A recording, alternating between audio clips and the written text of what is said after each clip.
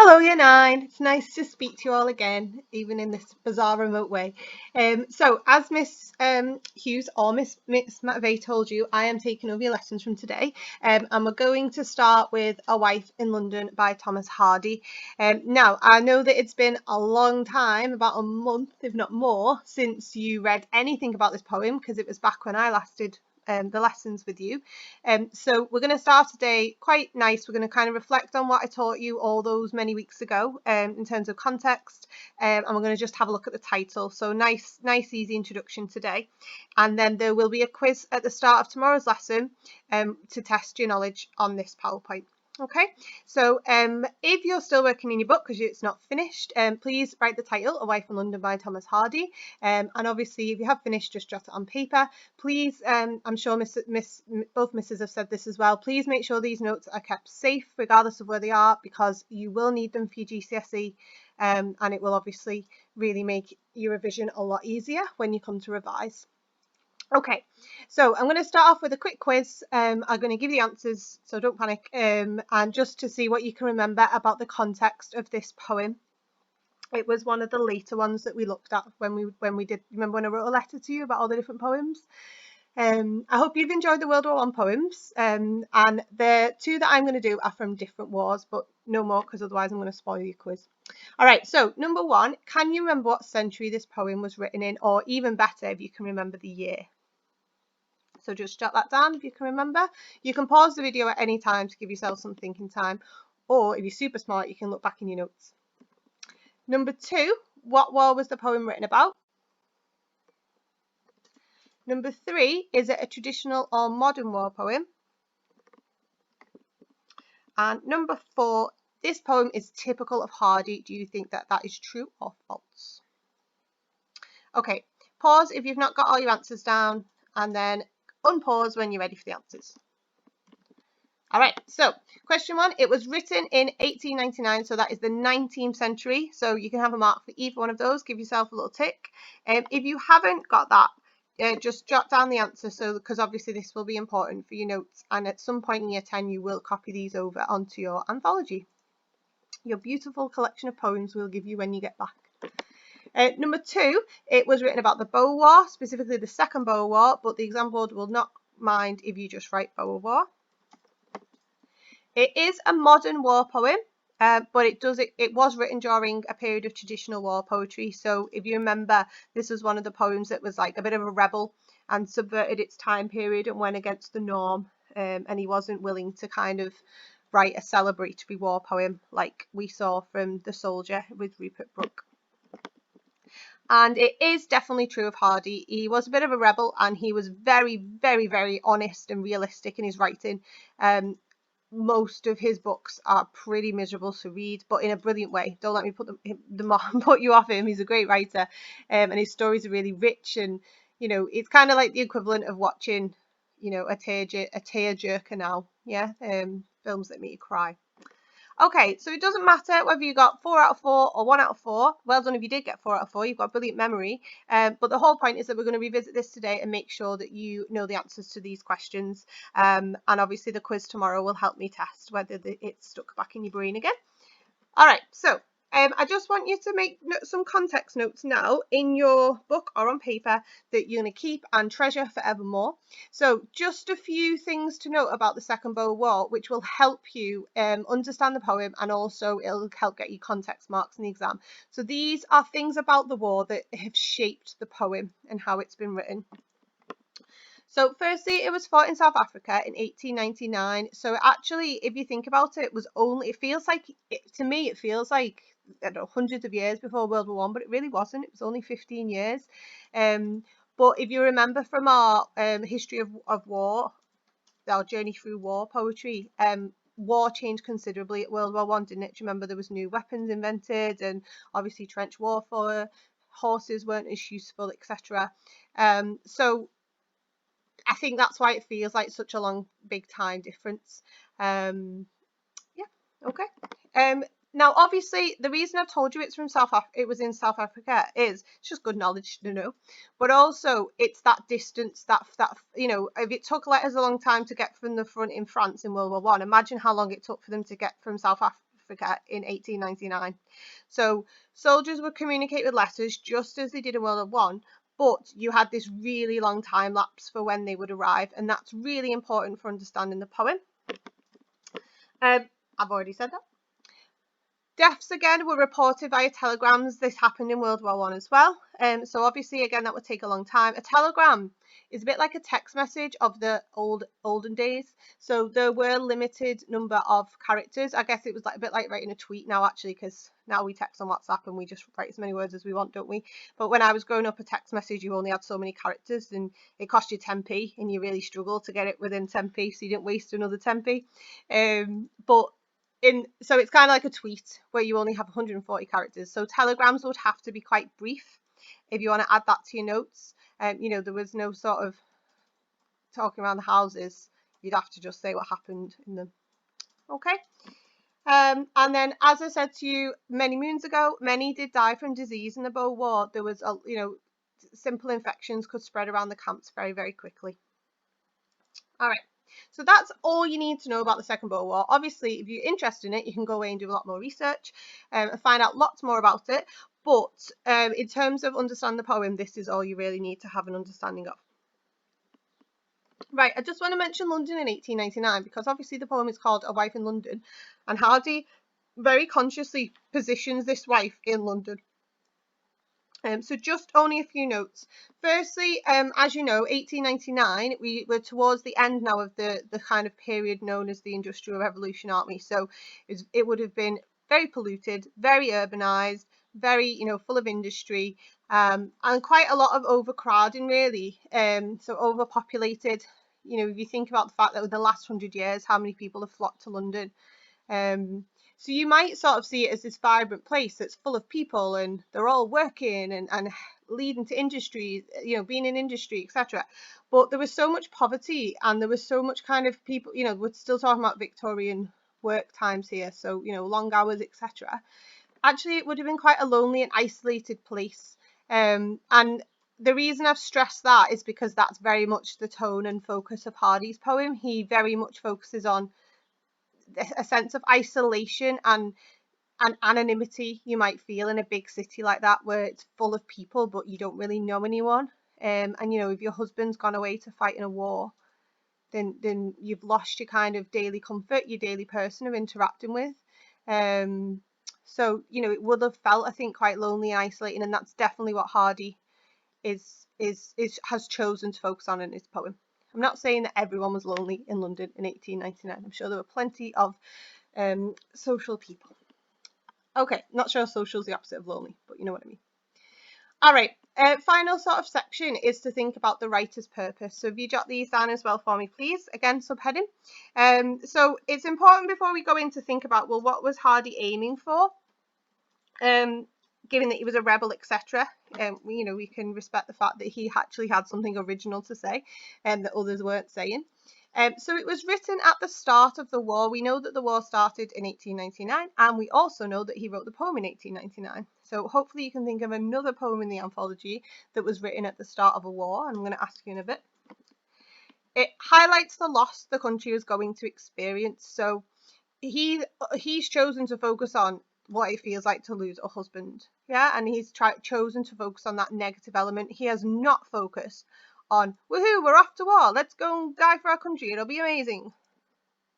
So he's subverting his time period. Can you highlight the word subverting? It would be lovely if you could use that in your essays, because it really is kind of like a really academic way to phrase it. It'll help get you some nice marks for your tone, your register, your vocabulary. So he's subverting his time period. He's going against it because it was usual to celebrate dying for your country. And he has written a modern war poem exposing the realities of war at a time when traditional war poetry was the norm. So you might want to add that bit on, because I think it's very important that you get that. It's quite hard to express, isn't it? It's a war poem, a modern war poem written during the time when traditional war poetry was the norm. Okay, and another reason it's quite an unusual poem is that he's not focused on the man, the soldier fighting at the war. He's focusing on what it feels like to lose somebody, so not to lose your own life, but to have somebody else be lost around you, and the impact of that. and specifically he's chosen the women at home, a wife. You know, he could have focused on a mother, he could have focused on a father, but he chose to focus on a wife, and that's something that we'll obviously come to look at. Right, so bearing all that in mind then, I just want you to stop and think now, which poem does this really clearly contrast with? So have a think, pause the video, and then we'll go through the answer in a second. Right, hopefully you got that it was the soldier. It's just such an obvious contrast, really, because they were both written at the start of wars, the Boer War and World War One. So it's really obviously a different approach to what kind of poems you need. So we talked about, didn't we, that you know the soldier was at the start of the war, so it was supposed to be patriotic and encourage people, and you know it reflected the nation's mood about the war. Whereas, you know, Hardy does the opposite of that. He really doesn't buy into that at all. He just wants to highlight this is what is going to happen. We are going to lose people, and it is going to be tragic. And the word tragedy is actually in the poem. So we got really nice, clear contrast between the two poems, which is really lovely. You will have to compare poems for your GCSE exam. So I will try to make references to comparisons as we go through, just to kind of start you get thinking about it. Because it's really nice if you can make all the links between the poems in your head as you learn them. All right, so jot that down for me, a sort of summary of the fact that these are opposites, so they're really good to analyse and compare if you got these in your exam. Right, what I'd like you to do now is I would like you to write the subheading, the title, and I would like you to write the title in the middle of your page. You don't need loads of room around it, but you know, maybe half a page and write it in the middle. So I'm going to ask you 5 questions now, and I want you to have a think about the answers, jot them down, and then I'll go through the answers with you in a minute. So the first question, when you read the title, what do you expect of the poem? So imagine you don't know anything about the poem. What would you expect of this poem if you just read that title? Now, there's no right or wrong answers here. I just want you to really stop back and think. Think about what the title suggests and why maybe you have chosen this title. Number 2 is whose perspective is it written from, and was this usual? Hopefully you should get that from what I've already said. Number 3, I want you to label the word and I want you to think about why has Hardy chosen to say a wife instead of the wife? What's the difference in meaning created by that word a? It's so hard to say. Question 4, I want you to label the word wife, and I want you to tell me what could be implied by the word wife. Why has he chosen to say a wife in London and not a woman in London or my friend Rosie in London?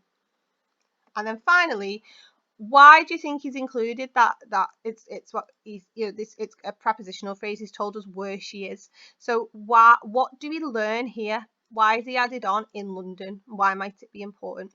So pause the video, have a think, and then unpause when you're ready for some answers.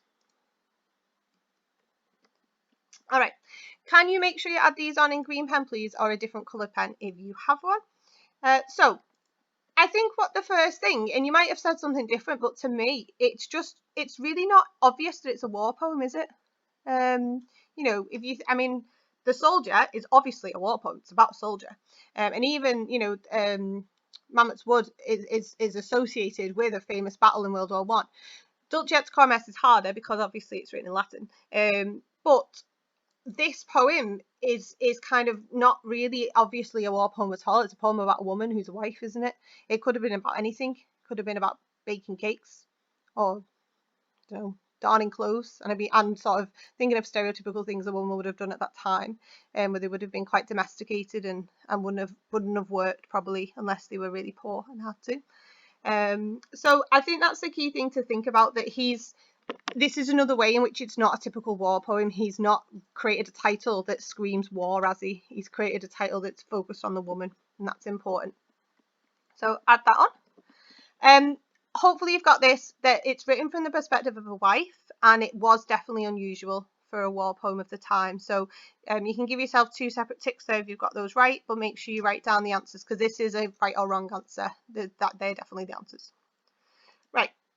Question 3, 4, and 5 is analysis and inference. So you don't have to have the exact answers, but as long as you're on the right line. So if you kind of add notes on if you feel like this is maybe expressed better, or it's a bit clearer, or actually you think that you've not quite got it right. Otherwise, just tick it. So the use of the word suggests that this is one of many wives, our wife in London. It's not the wife. It's not the only. If he'd chosen the wife, it would have been as if there's only one woman who's suffering and lost somebody in the war. Whereas our wife is just an example of many. So it highlights the widespread potential impact of the war, and this loss is going to happen to many women, and this is just one example. Okay. The word wife creates anonymity, which means she's anonymous, isn't she? We don't know her name. We don't know specifically anything about her. She's just our wife. Now, if you think about a woman being defined as a wife, then that indicates that that is all she is. So similar to, if we introduce someone and say, oh, she's a doctor, then it suggests that that's her role, that's her main title, that's her core identity, that's what she sees herself as, or at least the person who's introducing her sees her as. So we get the impression that this woman doesn't have anything else to be. She is a wife. And I don't want to say just a wife, because being a wife is an important role, and is a very worthwhile role. But Hardy's very sort of clearly leading us to see her as only a wife.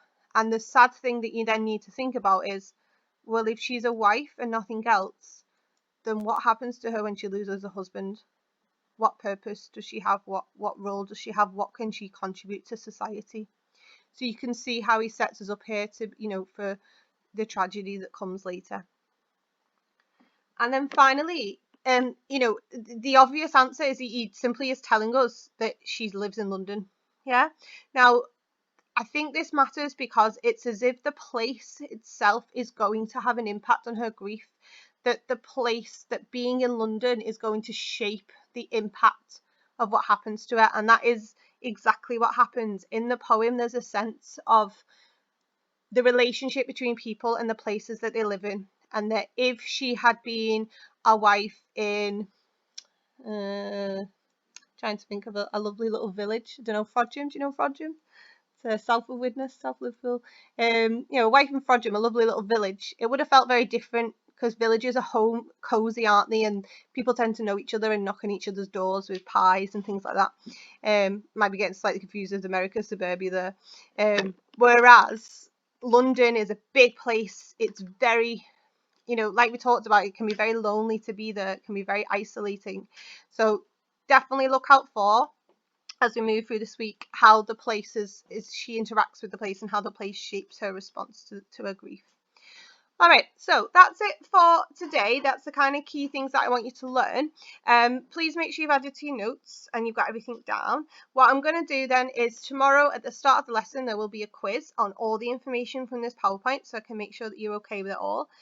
Please do contact me in the meantime if there's anything you're worried about, or if there's anything that you're confused about from the poem, or if you have any specific requests for how you'd like me to take you through the poems. Okay, take care guys, and I'll speak to you tomorrow.